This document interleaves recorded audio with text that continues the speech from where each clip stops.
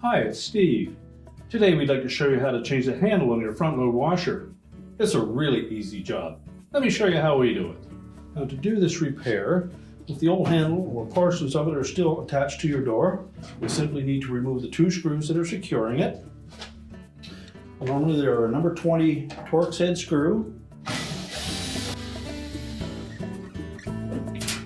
Remove both screws and just lift the handle away from the little catches on the inner door panel.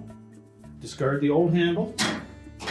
Now installing the new one, we just need to make sure that those 2 hooks fit into both ends of that handle.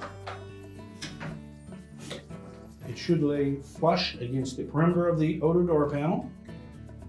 Reinstall the retaining screws.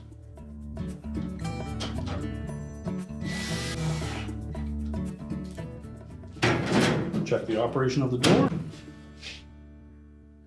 And your repair is complete.